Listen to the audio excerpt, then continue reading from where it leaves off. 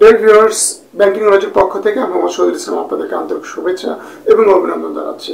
আমাদের দেশে সাধারণত ঈদ উল ফিতর এবং ঈদ উল আজহা সহ অন্যান্য যে আমাদের যে অনুষ্ঠানগুলো হয়, ধর্মীয় বা কালচারাল বড় বড় প্রোগ্রামগুলো হয়, সেই সমস্ত প্রোগ্রামগুলোর পূর্বে বা এই সমস্ত অনুষ্ঠানগুলোর পূর্বে আমাদের সাথে নতুন টাকার চাহিদাটা অনেক বাড়ে। বিশেষ করে ঈদ উল ফিতর এবং ঈদ উল আজহা, তার মানে ঈদের পূর্বে এবং পূজার পূর্বে আমাদের দেশে ব্যাপক হারে নতুন টাকার চাহিদা বাড়ে। এবং এই নতুন টাকাগুলো খুব সহজে আপনি কোথা থেকে কালেক্ট করতে পারবেন এবং নতুন টাকার উৎসগুলো কি, কোথা থেকে মানুষ কালেক্ট করে, এই বিস্তারিত নিয়ে আমার এই ভিডিওটা আমি সাজিয়েছি।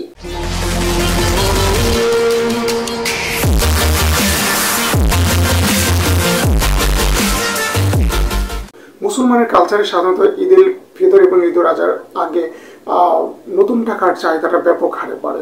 অন্য ক্ষেত্রে পুজোর সময়ও আমরা দেখেছি ইন্ডিয়া এবং বাংলাদেশের ক্ষেত্রে প্রচুর পরিমাণে নতুন টাকার চাহিদাটা বাড়ে এবং সরকারও বাংলাদেশ ব্যাংকের মাধ্যমে বিভিন্নভাবে দেশে প্রচুর পরিমাণ নতুন টাকা ঈদ উল ফিতর, ঈদ উল আজহা এবং পুজোর সময় সাপ্লাই করে থাকে। ঈদে বা বিভিন্ন অকেশনে আমরা যখন ঈদের সালামি নেই বা আমরা সালামি দিই, বড়রা যারা আছে তখন নতুন বা চকচকে টাকা দিই, তখন কিন্তু ছোটরা ঈদের বকশিস পেয়ে খুশি হয় এবং যারা বড় তারা কিন্তু নতুন টাকায় বকশিস দিতে সবচেয়ে বেশি আনন্দ বোধ করে। তার মানে নতুন টাকায় বকশিস নেওয়া এবং দেওয়া উভয় ক্ষেত্রে কিন্তু বিশাল একটা আনন্দের ব্যাপার। একটা দেশের কেন্দ্রীয় ব্যাংক সাধারণত নতুন টাকা প্রিন্টেড, রেগুলেশন, সার্কুলেশনের দায়িত্বে নিয়োজিত থাকে। আমাদের দেশের কেন্দ্রীয় ব্যাংক সাধারণত তালিকাভুক্ত ব্যাংকের মাধ্যমে নতুন টাকা সাধারণ মানুষের মধ্যে সার্কুলেট করে। কেন্দ্রীয় ব্যাংকের কাছ থেকে এই সমস্ত তফসিলি ব্যাংকগুলো এই নতুন টাকা পায়। তারপর এই সমস্ত তফসিলি বা বাণিজ্যিক ব্যাংকগুলো নতুন টাকা এনে যখন গ্রাহকগুলো তাদের অ্যাকাউন্ট থেকে টাকা উঠাতে যায়, তাদেরকে তারা নতুন টাকা দিয়ে দেয়। এভাবেই তালিকাভুক্ত ব্যাংকগুলো সাধারণ মানুষের মধ্যে নতুন টাকার সার্কুলেশন ঘটায়। নতুন টাকা কালেক্ট করার সবচেয়ে বড় এবং ভ্যালিড একমাত্র সোর্স হচ্ছে ওই দেশের তালিকাভুক্ত ব্যাংক বা কেন্দ্রীয় ব্যাংকের মনোনীত তফসিলি ব্যাংক বা বাণিজ্যিক ব্যাংকগুলো। আমাদের দেশে যেমন Agrani, Sonali Janata, Dhaka bank, premier bank, ECB bank, Dutch Bangla bank, এরকম যে ব্যাংকগুলো আমরা দেখি এগুলো সবই বাংলাদেশ ব্যাংকের তফসিলি ব্যাংক। নতুন টাকা কালেক্ট করার একমাত্র বৈধ সোর্স হচ্ছে এই সমস্ত তফসিলি ব্যাংক বা আমাদের দেশে যে সমস্ত তালিকাভুক্ত বাণিজ্যিক ব্যাংকগুলো রয়েছে, এই সমস্ত ব্যাংকগুলো।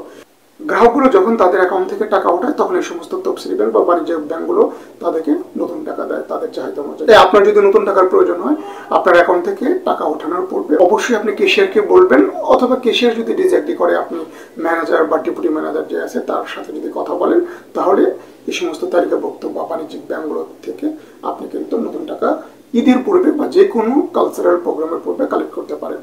এরপর আমি যে সোর্সটা বলবো এটা হচ্ছে একটা মানে ভ্যালিড সোর্স না, এটা একটা ইলিগাল সোর্স অফ মানে নিউ টাকা কালেকশন করার একটা উৎস। আর সেটা হচ্ছে আপনি তিনটা জায়গায় বেসিক্যালি বাংলাদেশে এই সমস্ত টাকাগুলো বেশি পাওয়া যায়। তার একটা হচ্ছে বাংলাদেশ ব্যাংকের ঠিক নিচে, বাংলাদেশ ব্যাংকের সামনে মতিঝিল যে চত্বর রয়েছে, এই মতিঝিল চত্বরের বাংলাদেশ ব্যাংকের সামনের সাইডটায় সেনা কল্যাণ ভবন এবং বাংলাদেশ ব্যাংক, এই দুইটা জায়গার মাঝামাঝি দেখবেন আপনার প্রচুর লোক টাকার দোকান নিয়ে বসে আছেন, প্রচুর নতুন টাকা নিয়ে বসে আছে। আপনি তাদের কাছ থেকে নতুন টাকা চাইলে কালেক্ট করতে পারেন।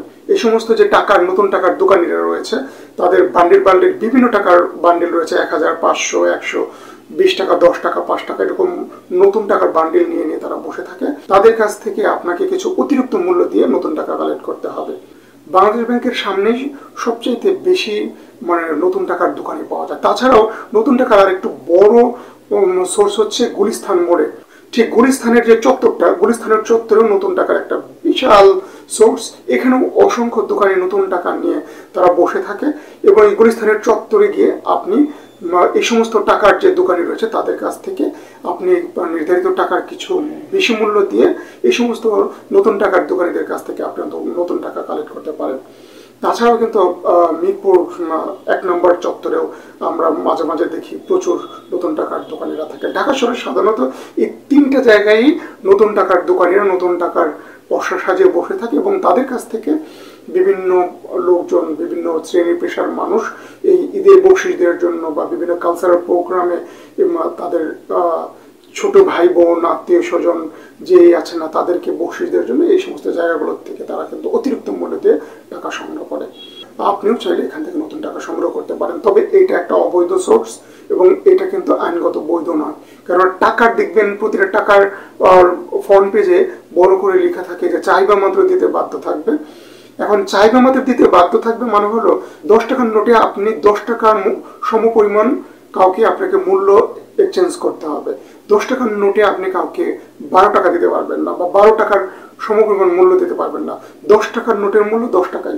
কিন্তু এই সমস্ত ইলিগাল সোর্স থেকে যখন আপনি টাকা কালেক্ট করবেন তখন 10 টাকা কালেক্ট করতে হলে আপনাকে কিন্তু 11 টাকা দিতে হবে বা 12 টাকা দিতে হবে। এই যে আপনি চাইবে মাত্র যে সরকার নির্ধারিত মূল্য 10 টাকা বা 100 টাকা বা 50 টাকার যে টাকাই হোক না কেন, এটার অতিরিক্ত মূল্য দিয়ে আপনি কালেক্ট করছেন, এটা কিন্তু আইনগত দণ্ডনীয় অপরাধ। এই বিষয়টা কিন্তু এই সমস্ত 3টা জায়গা থেকে টাকা আপনি যখন কালেক্ট করবেন তখন আপনাকে কিন্তু মাথায় রাখতে হবে যে এটা কিন্তু আপনি অবৈধভাবে টাকাটা আপনি নতুন টাকা কালেক্ট করছেন।